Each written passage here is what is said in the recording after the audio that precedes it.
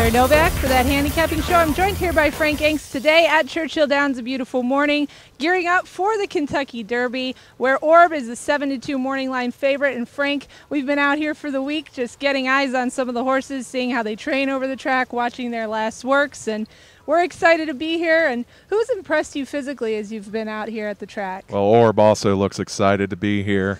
I mean, every time he's gone on the track, he's just turned heads consistently. His workout was amazing.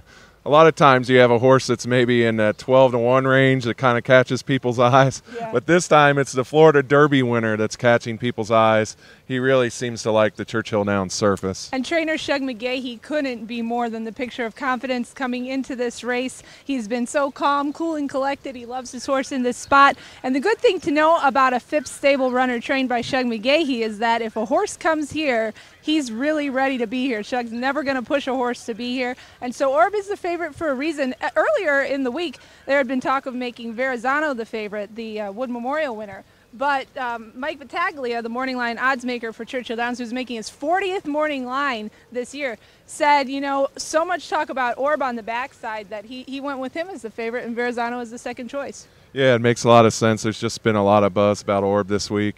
And maybe the betting public will disagree, but I think Mike's going to be pretty close on his morning line. So you and I are going to agree that our picks, we hate to go with the favorite. We usually don't try to avoid that a little bit, but this horse just looks so good. I'm a huge fan of his, and I'm excited to watch him run. So we're both going to go with Orb to win. What about some of the other horses that maybe we can figure out in some exotics or some maybe win, play, show type of bets? Yeah, I'm just not seeing this race as a race where some horse is going to come from the clouds and win, because I actually like Verrazano as my second choice.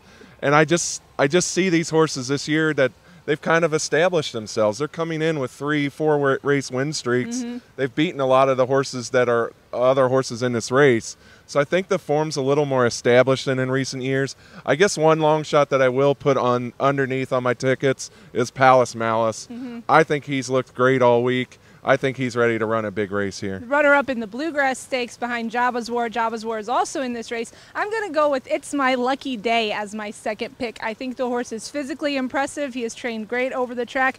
I never like to pick my Derby horses ahead of time. I like to see how they get here, how they handle being around the crowds, going around the track, and he's just looked a picture of professionalism. He set the track record in the Holy Bull Stakes, and he beat Shanghai Bobby, who was the 2-year-old champion. So he might be a little lost with the other buzz horses that have kind of recently crept up, but I like him a lot. And for third, I'm going to go with Normandy Invasion, although today he kind of got an unplanned breeze and got away from the exercise rider just a little bit, but he looks like he's tearing down the barn. So I'm not sure with him if that's a good sign or a bad sign, but he was closing hard in the Wood Memorial, and I like him to get the distance. So there's a couple of Derby trifectas for this week's That Handicapping Show.